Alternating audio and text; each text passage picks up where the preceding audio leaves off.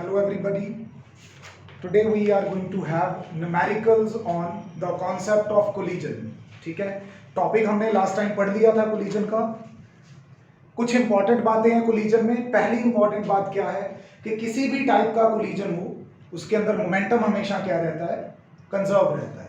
Momentum conserve रहने का मतलब क्या है कि दो बॉडीज के टकराने से पहले टोटल जितना मोमेंटम था, दोनों बॉडीज के टकराने के बाद जितना मोमेंटम होगा वो हमेशा एक जितना होगा. यानी कि बिफोर कोलिजन अगर मैं बात करूं तो m1u1 plus m2u2 initial velocities के साथ मोमेंटम, ये किसके बराबर रहना चाहिए, फाइनल वेलोसिटीज के साथ जो मोमेंटम है उसके बराबर रहना चाहिए. Okay, so the concept of conservation of momentum is always followed.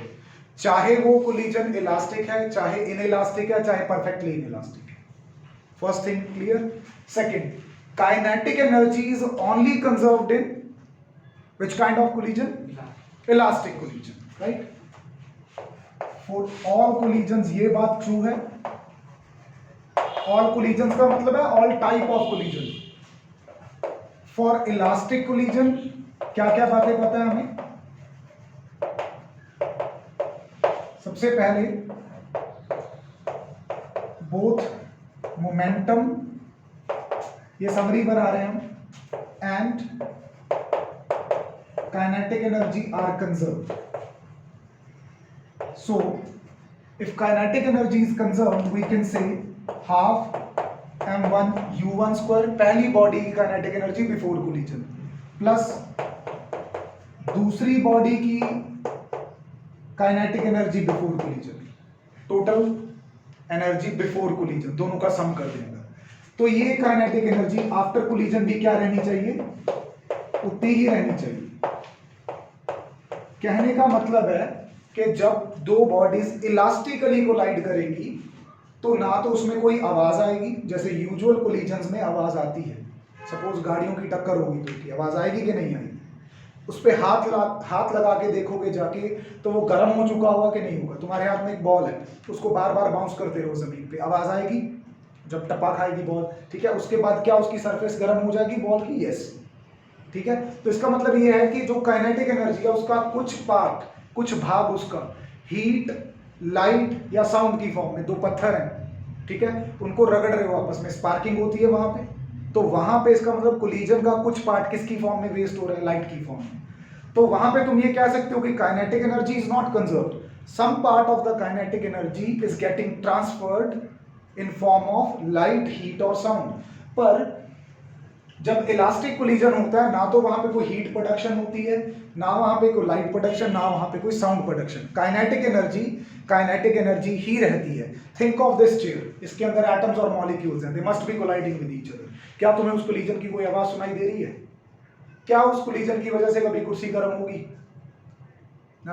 ना कोई स्पार्किंग होगी. तो collision between atom and molecule क्या होता है, इलास्टिक कोलिजन होता है. जिस भी कोलिजन में तुम्हें आवाज सुने या वहां पे हीट हो जाए सरफेस या स्पार्किंग हो, इसका मतलब वो कोलिजन कभी भी इलास्टिक नहीं है. इन इलास्टिक कोलिजन में हमेशा लॉस ऑफ काइनेटिक एनर्जी होता है. दूसरा, हमने एक डेरिवेशन की थी जिसमें हमने वेलोसिटी ऑफ सेपरेशन को वेलोसिटी ऑफ अप्रोच के बराबर भी प्रूव किया था, if you have seen the lecture. दूसरा, सेपरेशन के बाद बॉडीज कोलाइड कर गई, उनको सेपरेट होना है. सेपरेट होने के लिए उनकी वेलोसिटीज का फॉर्मूला था हमारे पास. फर्स्ट बॉडी की वेलोसिटी कितनी होगी सेपरेट होने के बाद, it was m1 minus m2 by m1 plus m2, साथ में क्या था u1 plus 2 m2 u2 bye m1 plus m2. यही फॉर्मूला था, नोट्स में देख सकते हो तुम. Velocity after separation first body की. सेकंड बॉडी की वेलोसिटी कितनी होती है after separation? I told you in that lecture के इसको क्रैम करने की जरूरत नहीं है. पहला फॉर्मूला अपने आप बन जाता है या लिखना भी आसान है. दूसरे में तो सिर्फ इंडिसेस रिवर्स होंगी. जैसे यहाँ पे m1 माइनस m2 है तो यहाँ पे m2 माइनस m1 आ जाएगा. डिनोमिनेटर में अगर तुम 2 को 1 और 1 को 2 लिखोगे तो भी कोई फर्क नहीं पड़ने वाला, क्योंकि वो किस में है, एडिशन में है. Addition is always commutative. तो यहाँ पे m2 माइनस m1 बाय मैं नीचे को वही रख रहा हूं। अगर मैं लिखता भी यहां पे तो क्या लिखता, m2 प्लस m1, क्या उसको फिर से सीधा करके नहीं लिख सकता, एडिशन इज कम्यूटेटिव, ठीक है, प्लस 2, यहां पे m2 की बजाय क्या आएगा, m1 आएगा, और u2 की बजाय क्या आएगा, u1 आएगा। So the formula remains this. In formulas के ऊपर डायरेक्ट क्वेश्चन आएंगे, तो लास्ट रिजल्ट तुम्हें डेरिवेशन के याद करने ही करने हैं एट एनी कॉस्ट, ठीक है। उसके बाद लास्ट एक चीज पढ़ी थी हमने, that was coefficient of restitution.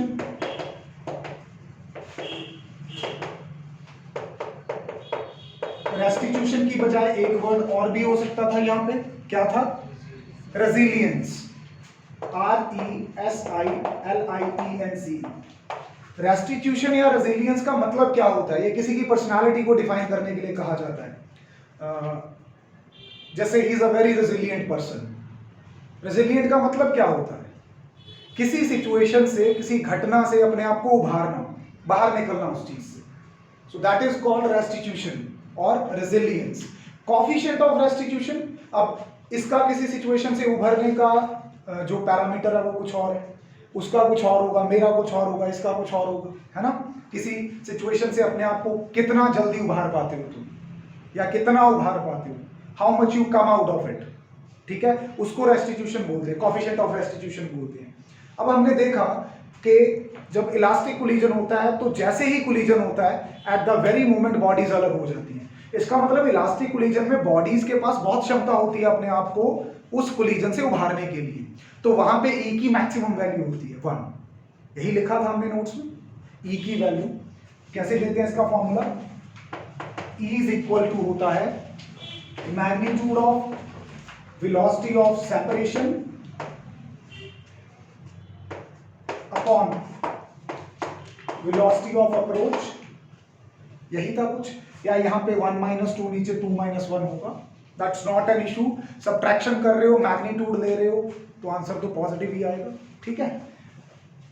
E की वैल्यू 1 होती थी किसके लिए, you can speak up, elastic collision के लिए। E की वैल्यू 0 होती थी किसके लिए, परफेक्टली इनइलास्टिक के लिए, और 0 और 1 के बीच में लाई करती थी किसके लिए, इनइलास्टिक के लिए।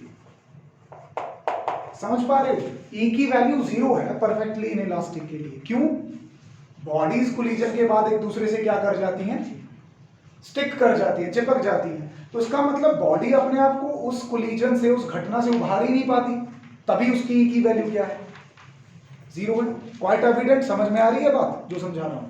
चलो अब ये समरी है, न्यूमेरिकल करने से पहले उस कॉन्सेप्ट के बारे में इतनी नॉलेज लेके चलोगे तो काम बनेगा। ऐसे नहीं है कि कॉन्सेप्ट कर लिया, ना लास्ट रिजल्ट याद है, ना उसके पॉइंट्स याद है कि उसमें क्या हो रहा है, किस चीज की कंजर्वेशन है, कौन सा बेसिक कॉन्सेप्ट लगाया और न्यूमेरिकल करने बैठ गए, फिर मुश्किल है, फिर तो अपने आप है मुश्किल। ना तुमने लास्ट रिजल्ट याद किया, ना तुमने उसके कॉन्सेप्ट को समझा, ना वर्ड्स के मतलब समझे। अब डिक्शनरी मीनिंग कितनों ने देखा था, या अगर मैं ना बताता तो कितने देखते, बहुत कम, रटते जा रहे हैं, पता है नहीं कि चीजें क्या है। बड़ा कॉमन वर्ड है इंग्लिश का, रेजिलियंस, वही फिजिक्स में यूज हो रहा है। ओके, चलो न्यूमेरिकल प्रॉब्लम्स करते हैं। You can have a look on your assignment sheet, ठीक है। फर्स्ट न्यूमेरिकल क्या है, पढ़ लो स्टेटमेंट, इसको नोटबुक में ऐसे ही पेस्ट कर लेना है। So I have saved your time, ताकि आपको स्टेटमेंट लिखने में ना जाना पड़े। इसको कॉपी के अंदर पेस्ट करके उसके नोटबुक पे क्या आ जाएंगे, सॉल्यूशंस आ जाएंगे, ओके।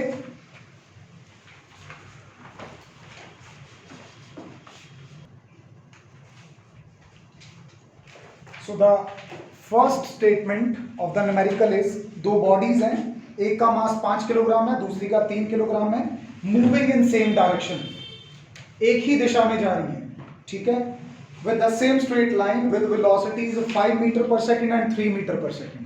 पहली बॉडी जिसका मास 5 किलोग्राम था उसकी वेलोसिटी 5 है, दूसरी बॉडी जिसका मास 3 किलोग्राम था उसकी वेलोसिटी 3 मीटर पर सेकेंड है। Suffers one dimensional collision, one dimensional elastic collision, ठीक है। तो find the velocities after collision.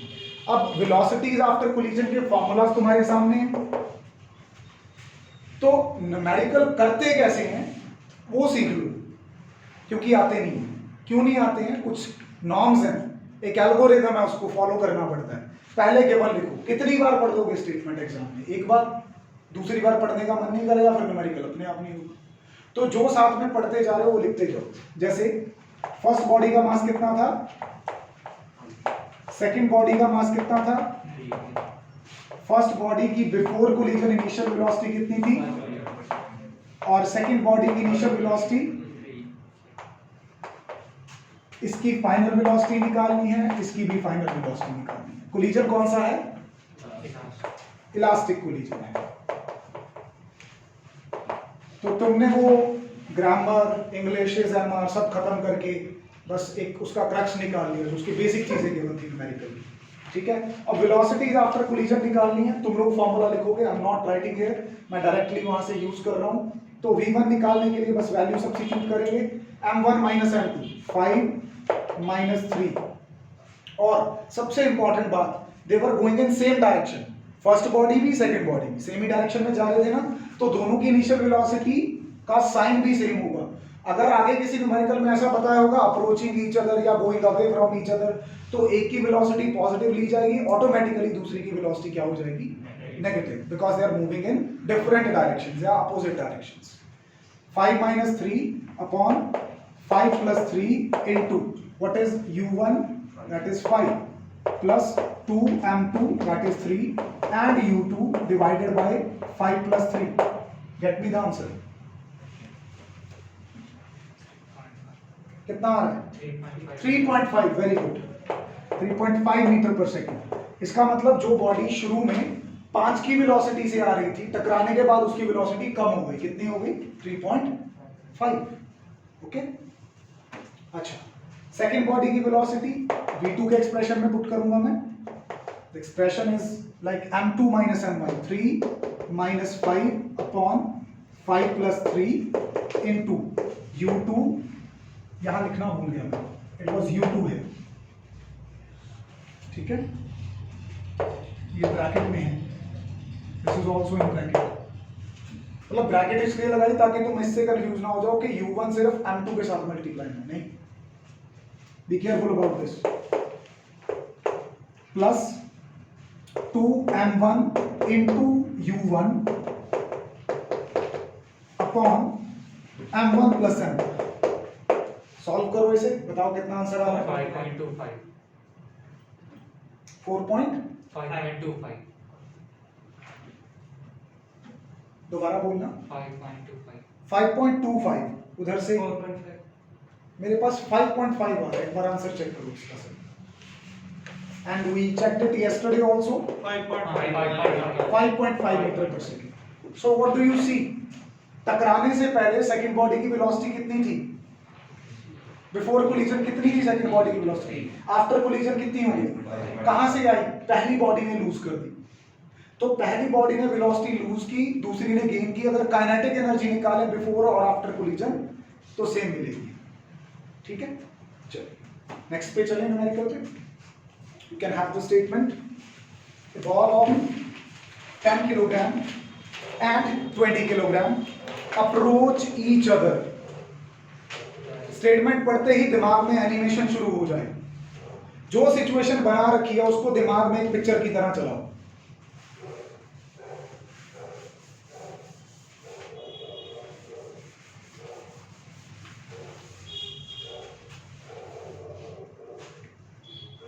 Trying to create it here।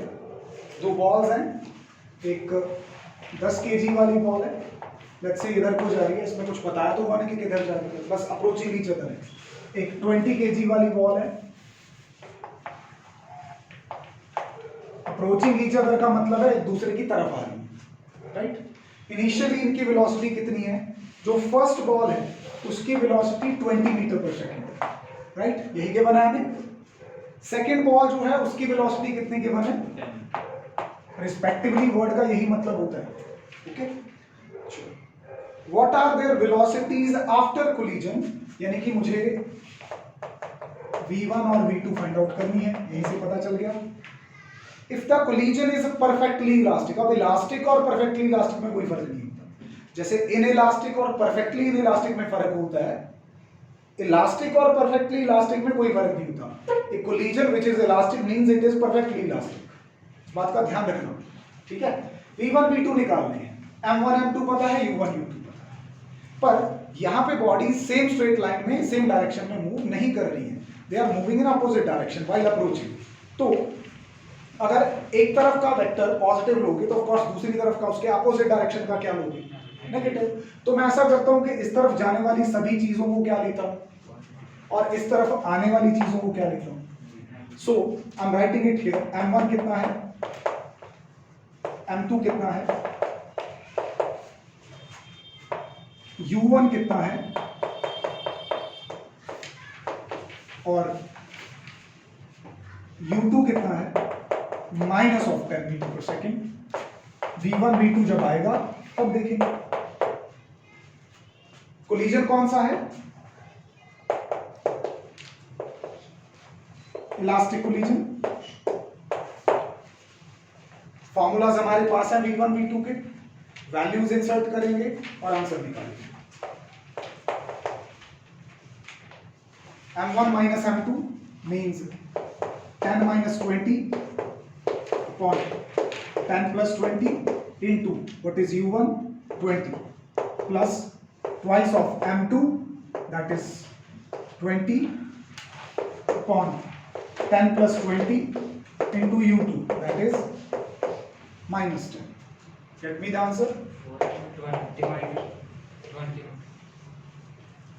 20 minus 20.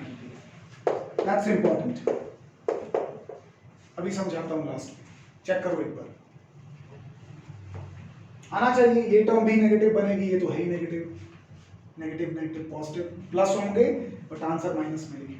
करो चेक करो, सिंपल कैलकुलेशंस हैं।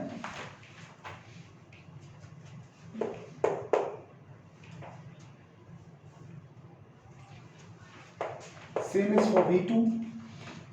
M2 minus M1 means 20 minus 10 upon 10 plus 20 into U2. U2 माने minus 10 plus 2M2 sorry 2M1 U1 means 10 into 20 by 10 plus 20. What is the answer for V2? 10 meter per second and of positive. Plus में ही आ रहा है ना? Yes. So what does these two answers suggest you? कोई depiction करेगा यहां से, इसका मतलब समझ के बताएगा मेरे को। माइनस साइन आ रहा है किसका, फर्स्ट बॉडी की फाइनल वेलोसिटी का। फर्स्ट बॉडी की इनिशियल वेलोसिटी का साइन क्या था, पॉजिटिव का मतलब ये किधर जा रही थी, लेफ्ट से, लेकिन फाइनल वेलोसिटी किसमें आ रही है, यानी कि टकराने के बाद ये किधर चलेगी, रिवर्स कर जाएगी अपने पाथ। और सेकंड बॉडी जिसकी फाइनल वेलोसिटी प्लस में आई है, इनिशियली किसमें थी, यानी कि वो आ रही थी राइट से लेफ्ट और टकराने के बाद राइट की तरफ हो गई, रिवर्स कर जाएगी, यानी कि बॉडीज आई, टकराई और दूर दूर हो गई, away from each other. Initially they were approaching each other, टकराने के बाद they went away from each other, ये हो रहा है। तो हर एक चीज के मायने हैं यहाँ पे, पॉजिटिव नेगेटिव क्या बता रहा है। क्लियर, आसान था। चलो करो कंप्लीट, आगे चलते हैं।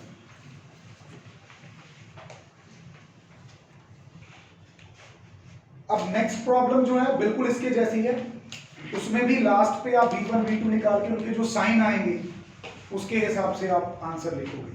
सो I leave third numerical for you, हम सीधा आगे वाले न्यूमेरिकल पे चलेंगे। रेलवे कैरेज प्रैक्टिकल प्रॉब्लम, ठीक है। Done everybody.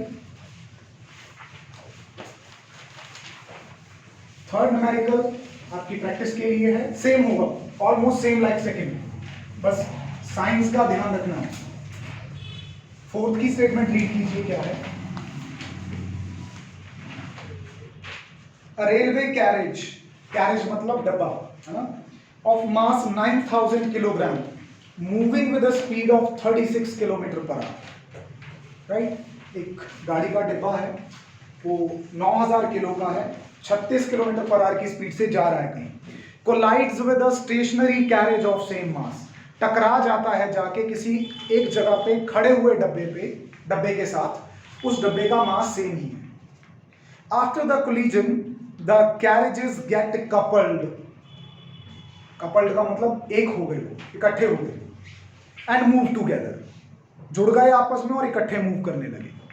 अब ये हाइपोथेटिकल है, रियल है, उससे हमें मतलब नहीं है, हमें सिचुएशन दी है तो हमें अकॉर्डिंगली करना है। ऐसा नहीं कि सर ऐसे कहाँ होता है, चिपक जाते हैं आपस में, बट हो रहा है, दैट्स इट, ठीक है।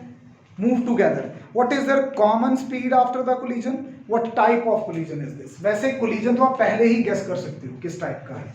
जब वो दोनों कैरेज टकराएंगे क्या कुछ सुनाई देगा, क्या वहां पे वो सरफेसेस थोड़ा सा हीट हो चुकी होंगी, तो इसका मतलब वहां पे काइनेटिक एनर्जी का कुछ पार्ट लूज हुआ है, किस फॉर्म में, साउंड और हीट की फॉर्म में। हो सकता है थोड़ी बहुत स्पार्किंग भी हो जब सरफेसेस कोलाइड करेंगे एक दूसरे से, ठीक है। तो जब एनर्जी की, काइनेटिक एनर्जी की वेस्टेज हो रही है तो वो कौन सा कोलिजन होता है, इन इलास्टिक कोलिजन होता है। और यहाँ पे इकट्ठी हो गई, टुगेदर मूव करने लगी, तो कौन सा हो गया, परफेक्टली इन इलास्टिक। तो उसके करने से पहले ही, सॉल्व करने से पहले ही हमने गेस कर लिया कि ये कोलिजन इन इलास्टिक है और perfectly in elastic. This is what it should be like. इस तरह से होना चाहिए कि तुम्हें सिचुएशन पढ़ते ही उसके बारे में पता चले। इतना डीपली पढ़ना होता है। कहीं पूछते हैं मुझसे कि सर कैसे तैयारी करनी है, वो तुम तब डेफिनेशंस पढ़ने थोड़ी बैठोगे फर्स्ट पेज से, तो पहले तुम डेरिवेशंस करोगे, फिर उनके न्यूमेरिकल्स और डेफिनेशंस करोगे। बेसिक नॉलेज हो एक बार डेफिनेशन की कि किस क्वांटिटी की बात हो रही है, ठीक है। टेस्ट की प्रिपरेशन थोड़े अलग वे से होती है। तुम्हें line to line, word to word पढ़ना है तो तब पढ़ो जब डेली क्लास चल रही है। चलो, तो जो डिब्बा मूविंग है उसका मास कितना है, 9000 kg। जो डिब्बा स्टेशनरी था उसका मास भी कितना है, 9000 kg। जो डिब्बा मूविंग था कितनी स्पीड से मूविंग था, 36 किलोमीटर पर आवर। इस पर आवर को अगर मीटर पर सेकंड में बदलें तो 5/18 से मल्टीप्लाई करेंगे, 18 ये आ जाएगा 10, राइट, 10 मीटर पर सेकंड ही बनेगा। सेकंड बॉडी तो थी ही रेस्ट में, 0। एक तो दोनों जब इकट्ठे चल पड़े तो वहां कॉमन वेलोसिटी क्या होगी, ठीक है। अच्छा, कोलिजन इन इलास्टिक है, तुम्हें शुरू में पता चल गया, लेकिन किसी भी टाइप के कोलिजन के लिए क्या बात सच होती है, लेट कॉमन वेलोसिटी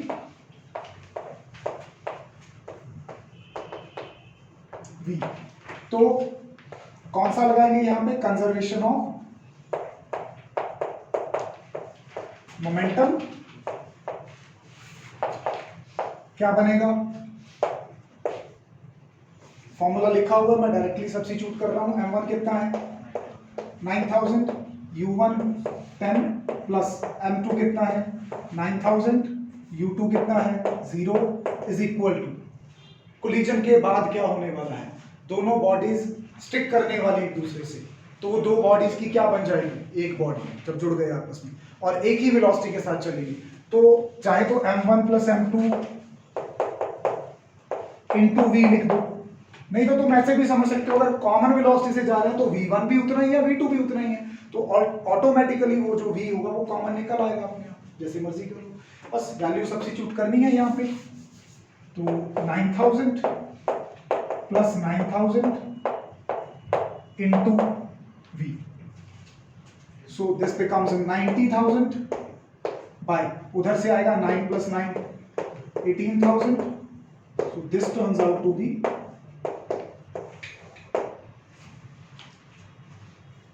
या अगर किलोमीटर पर आवर में देखना चाहो तो ये आएगा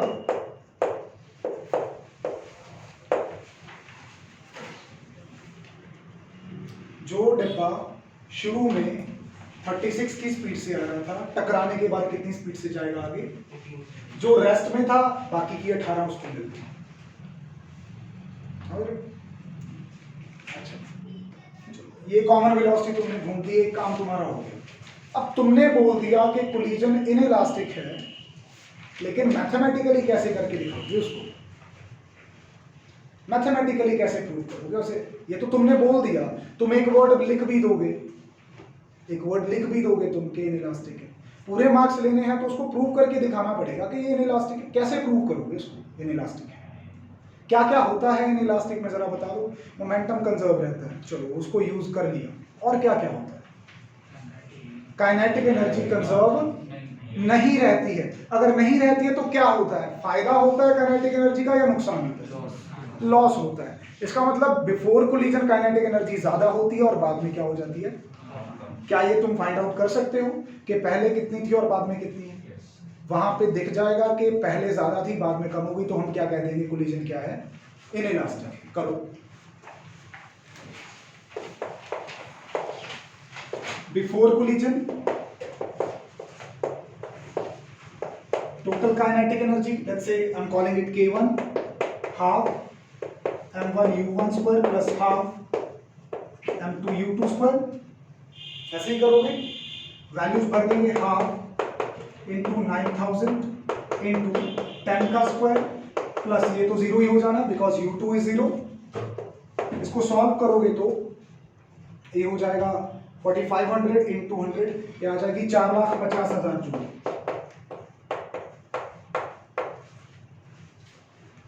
करके देखो सॉल्व, यही आ रहा है। अच्छा, आफ्टर कोलिजन, आफ्टर कोलिजन क्या होने वाला है? K2 बोल देता हूं। देखो बॉडीज तो स्टिक हो गई तो total mass m1 plus m2 हो गया, वेलोसिटी उनकी v है, आफ्टर कोलिजन तो v का स्क्वायर आ गया। ठीक है, तो वैल्यूज भरते हैं, 9000 प्लस 9000 कितना हो जाएगा? 18,000। ठीक है,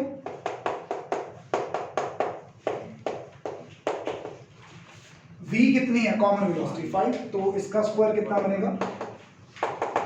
जरा सॉल्व करो, ये आएगा 2,25,000, 2,25,000 joule। So what do you see? K1 is greater than K2। इसका मतलब शुरू में काइनेटिक एनर्जी ज्यादा थी, बाद में क्या हो गई? इसका मतलब काइनेटिक एनर्जी का लॉस हुआ, और काइनेटिक एनर्जी का लॉस कौन से कोलिजन में होता है? Inelastic collision. So you can write the collision is inelastic। ये करने के बाद फिर लिखो, ओके, करो कंप्लीट।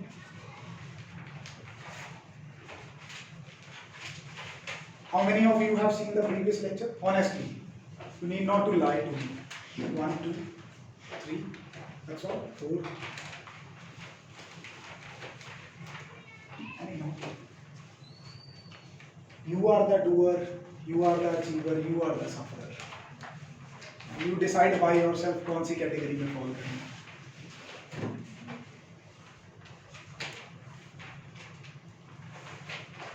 चलें आगे। Done? Everything? Any point of doubt?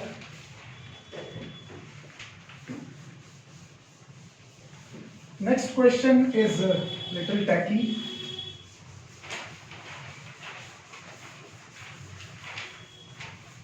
थोड़ा आराम से पढ़ना पड़ेगा, करने से पहले सोचना पड़ेगा, नहीं तो फिर 2-4 पेज खराब होंगे, फिर सोचोगे कि ये तो होगा नहीं solve. What percentage of kinetic energy of a moving particle is transferred to a stationary particle when moving particle strikes with a stationary particle of mass case 1 9 times, ठीक है, case 2 equal in mass, case 3 1/19th of its mass। ना तो कोई velocity दे रखी है, ना कोई मास दे रखा है ढंग से, बस पूछ रखा है कि कितने परसेंट काइनेटिक एनर्जी ट्रांसफर हो, without giving any reading, any value, any observation, कुछ नहीं दे रखा। राइट और रॉन्ग, यही है ना? क्या करोगे फिर? सपोज करेंगे जो मैथ्स में करते हैं। सो लेट अस सपोज कि जो फर्स्ट बॉडी थी विच वॉज मूविंग, उसका मास कितना ले लेते हैं?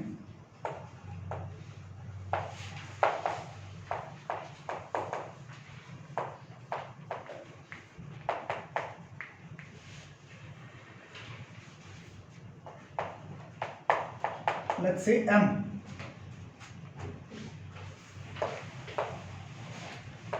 मास ऑफ द स्टेशनरी टारगेट जिस पे जाके वो टकरा रही है,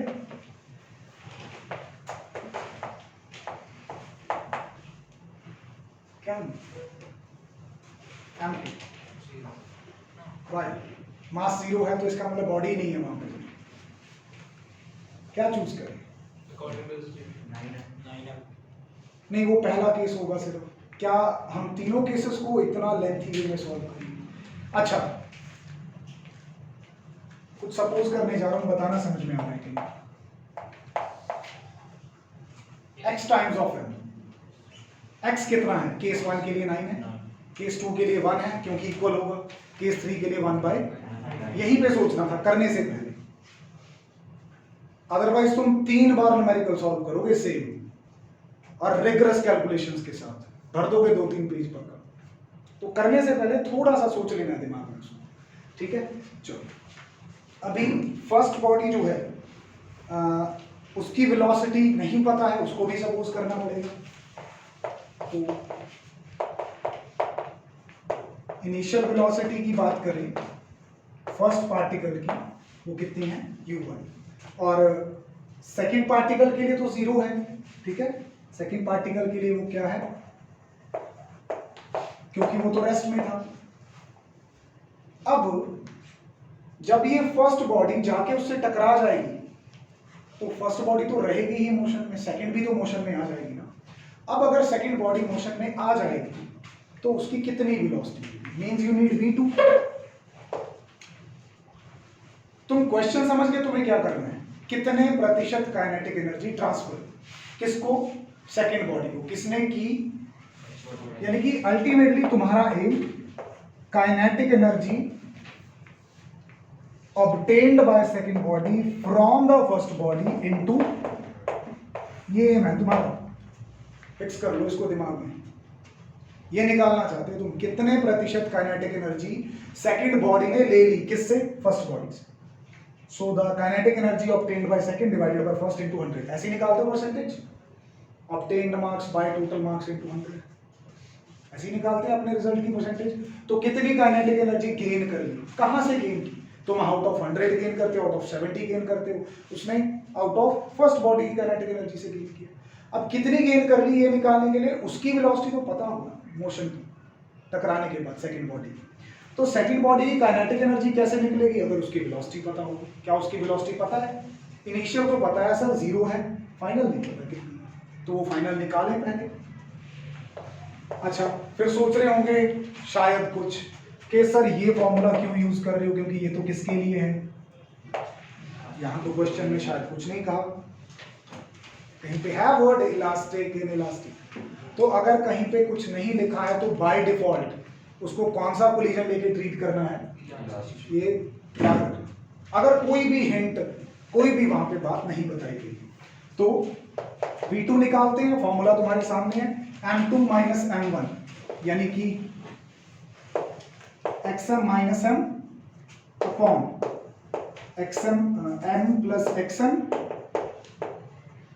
इंटू u2 क्या है? 0 प्लस ट्वाइस ऑफ m1 कितना है? m, u1 कितना है? u1 upon x plus xm, कर दी वैल्यू सब्स्टिट्यूट। कोई अगर तुम ये ना लिखते ना सिंबल्स के साथ तो बार बार स्टेटमेंट पढ़ते और डेफिनेटली इसी स्टेप पे गलती हो जाती तुम्हारी, डेफिनेटली।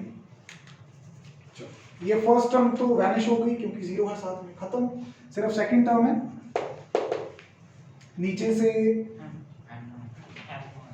मैं यहाँ पे, हाँ m कॉमन निकल आएगा, ऊपर वाले से कट जाएगा तो क्या बचेगा? 2u1 बाय 1 प्लस x, यही बचने वाला है। अब जरा सेकंड बॉडी की काइनेटिक एनर्जी निकाल दो, हाफ, उसका मास m2 है, उसकी वेलोसिटी v2 है, कितनी? Half into what is the mass of the second body? xm। अब मल्टीप्लाई और x के सिंबल में ध्यान रख लेना, कहीं मिक्स कर दो सारा कुछ। है ये छोटी छोटी प्रॉब्लम जो तुम्हें एग्जाम में आगे नहीं बढ़ने देती।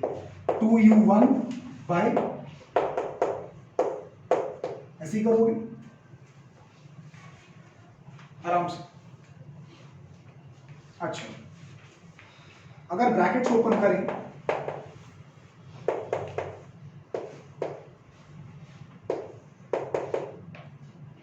फोर u1² बाई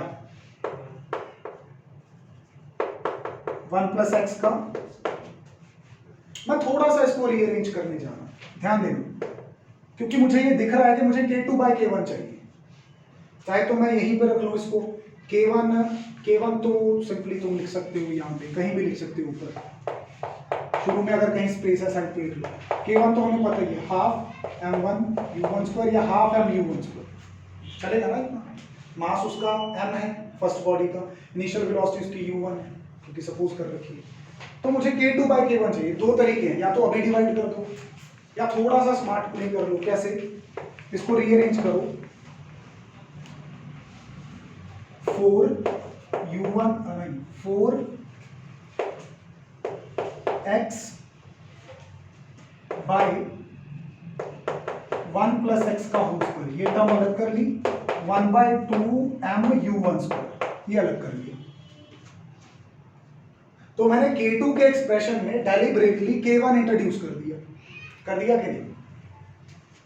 बना लिया ना इसको रीअरेंज करके। देखो 4 ऐसे ही उठा लिया, यहां से x उठा के आगे लिख लिया, बाकी क्या बचा था, m बचा था और u1² बचा था और 1 बचा था, लिख दिया ऊपर। नीचे 2 भी उसके साथ लिख दिया, 1 प्लस x² आगे निकाल लिया, मल्टीप्लाई में सारी टर्म्स। ये क्या बन गया? This has become k1। अगले स्टेप में लिखोगे तो उस k1 को नीचे ले आओ इधर, इसके बन गई रेशो। अब नहीं सर, मैथ वालों ने तो सिखाया इक्वेशन 2 डिवाइडेड बाय इक्वेशन 1, हमसे नहीं दिमाग लगे, तो फिर ठीक है, उतना ही लेंथी जाएंगे न्यूमेरिकल्स। पहले डिवाइड करोगे, फिर कैंसिल करोगे, फिर लिखोगे, है ना। चलो कितना बन जाएगा ये? It will B 4x by 1 plus X का स्क्वायर। ठीक है, ये एक्सप्रेशन जैसे तुम्हारे पास बन जाएगा, बस इसके बाद दोनों तरफ 100 से मल्टीप्लाई कर दो तो परसेंटेज बन जाएगी। Ultimately it will be k2 by k1 into 100, जो कि तुम्हें निकालना है, must be equal to 4x by 1 plus X का होल स्क्वायर इंटू 100। क्या भरना बाकी रह गया सिर्फ x तुम्हें गिवन है, केस 1 डालो नीचे। अब इसको और छोटा तुम कर सकते हो, ये तो मैंने तुम्हें कॉन्सेप्ट समझाना था, इसलिए थोड़ा सा मुझे भी लेंथी करना पड़ा इसमें। अब तुम्हें जैसे ये सिचुएशन समझ आएगी, तुम इसको कॉम्पैक्ट करते जाओगे अपने आप। ठीक है, x की वैल्यू पहले केस में कितनी है? 9 भरो, मुझे परसेंटेज बताओ कितनी है। इधर वाले 100 को मत छेड़ देना, क्योंकि परसेंटेज तो निकाल लिया, ये तो ऐसे ही रहेगा। इसको अगर वर्ड्स में पढ़ के बताए तो क्या लिखोगे? Kinetic energy transfer, percentage of kinetic energy transfer. तो इस 100 को कुछ नहीं करना, पहला 36, very good. First is 36, second interesting है, करो उसको। 900 दोबारा चेक करो। जब x की वैल्यू 1 भरनी पड़ेगी सेकंड केस में, 100 आ रहा है, इसका मतलब क्या है कि फर्स्ट बॉडी जो मूविंग बॉडी थी, उसने जब स्टेशनरी टारगेट पे हिट किया तो सारी की सारी काइनेटिक एनर्जी उसको ट्रांसफर कर दी। ऐसा एक केस किया था हमने, जो थ्योरी पढ़ाई है मैंने इसकी कोलिजन की। एक केस 2 पता नहीं केस 3 था, कि जब दोनों बॉडीज इक्वल मास की हैं और सेकंड बॉडी रेस्ट पे है, तो फर्स्ट बॉडी जब उससे जाके टकराती है, साइड पे कमेंट लिखा हुआ था उसकी, so there is a transfer of 100% of the kinetic energy. जब एग्जाम में 5 मार्क्स में आता है तो वो कहता है पहले तो वेलोसिटी ऑफ सेपरेशन और अप्रोच को बराबर प्रूव करो, फिर वो कहता है कि वेलोसिटी ऑफ आफ्टर सेपरेशन निकालो, under what condition there will be a transfer of 100% kinetic energy. तो उसमें ये स्पेशल केस करना होता है कि when the bodies have equal mass and the target जो ना जाके टकरा रहा है वो मूविंग बॉडी है, जिस पे टकरा रहा है वो टारगेट है। when the target is at rest, जब जाके उससे टकराएगा तो वो खुद वहीं पे रुक जाएगा जो चल रहा था और उसको चला देगा, किस वेलोसिटी से चला देगा, जिस वेलोसिटी से वो खुद चलता है। तो वहां पे तुम्हारा U1 0 हो जाता, V1 0 हो जाता है, उस केस को आज जाके देखना, V1 0 हो जाता है और V2 U1 आ जाता है, V2 is equal to U1 आ जाता है। सेकेंड बॉडी की फाइनल वेलोसिटी फर्स्ट की इनिशियल वेलोसिटी के बराबर हो जाती है। ठीक है, लास्ट के दो न्यूमेरिकल बचे हैं, दोनों सिमिलर टाइप के हैं, एक मैं करवाऊंगा, दूसरा तुम्हारा होमवर्क है। तीनों आंसर्स, थर्ड केस का क्या आ रहा है? 19%, 19, x की वैल्यू 1/19 भर के उसको सॉल्व करना है। छोड़ मत देना लास्ट पे आके कि हाँ ये तो हो ही जाएगा, तुमसे नहीं होगा, जिन्होंने कर लिया उनसे भी हो जाएगा, मेरे तो एग्जाम है ना।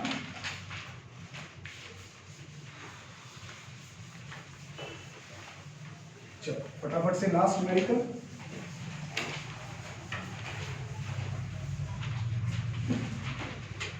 हाँ, A ball is dropped to ground from a height of 2 metre.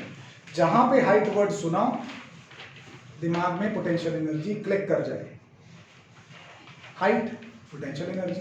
ठीक है, a ball is dropped to the ground from a height of 2 metre. यहां से गिरा दी, मेरी हाइट लगभग 1.75 मीटर है, थोड़ा ऊंचा इससे होगा, यहां से छोड़ the ball. The coefficient of restitution is 0.6। मतलब बॉल जो है वो अर्थ से टकराएगी, कोलिजन होगा, उस कोलिजन से बॉल को अपने आप को उभारना है, उसके उभारने का जो कोफिशिएंट है वो कितना है? 0.6। मतलब पूरी तरह से तो नहीं उभार पाएगी। ठीक है, to what height the ball will rebound. वापस टप्पा खा के कितनी हाइट तक आएगी बॉल?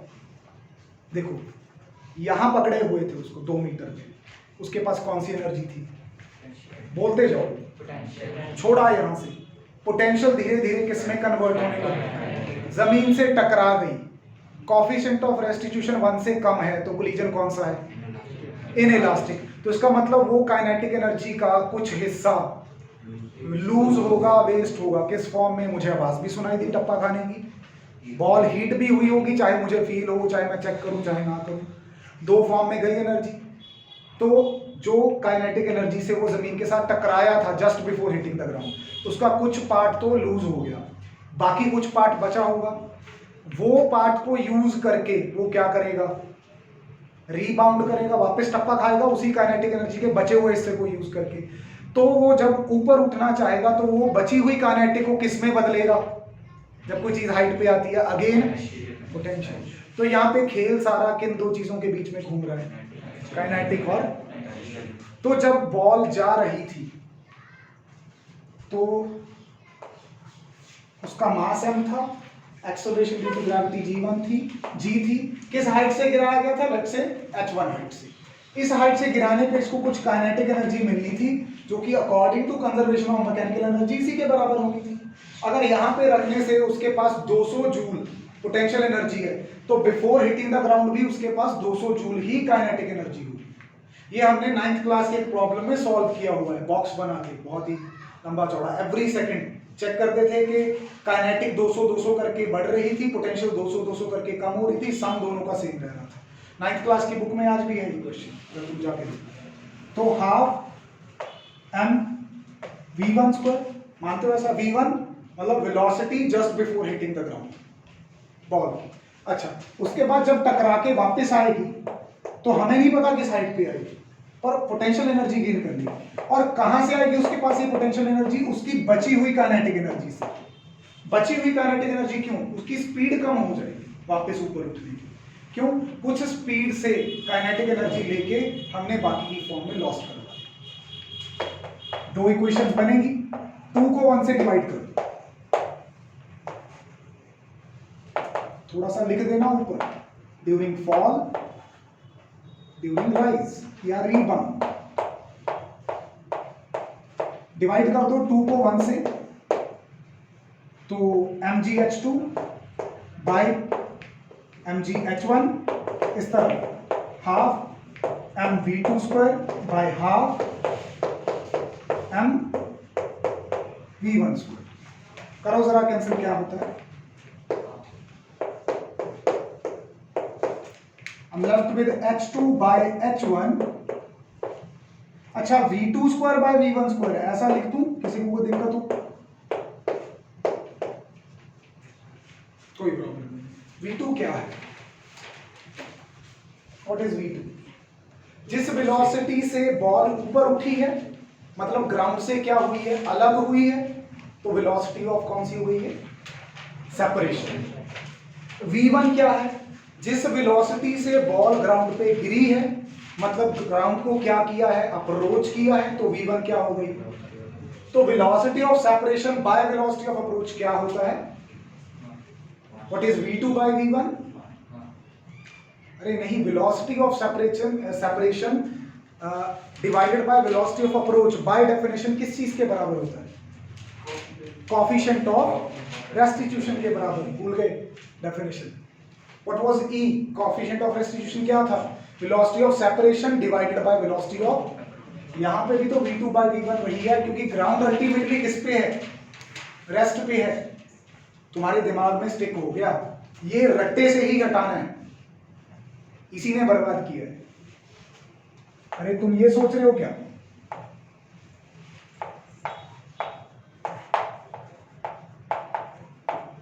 यही सोच रहे हो कि कोएफिशिएंट ऑफ रेस्टिट्यूशन तो ये था। अरे तो v2 क्या है? वेलोसिटी ऑफ ग्राउंड शुरू में, नहीं बाद में। u2 क्या है? वेलोसिटी ऑफ ग्राउंड शुरू में। ग्राउंड तो बॉल के टकराने से पहले भी रेस्ट में था, उसका सरफेस ऐसे रोटेशनल वाला नहीं, ऐसे ऊपर नीचे तो नहीं हो रहा था ग्राउंड। बॉल टकराने से ग्राउंड दब थोड़ी गया, पहले दबा ना बाद में दबा। तो v2 भी 0 है और u2 भी 0 है। अल्टीमेटली क्या बचा? फर्स्ट बॉडी के सेपरेट होने की स्पीड अपॉन फर्स्ट बॉडी के अप्रोच करने की स्पीड। फर्स्ट बॉडी यहां पे कौन है? जिस बॉल को 2 मीटर हाइट से गिराया।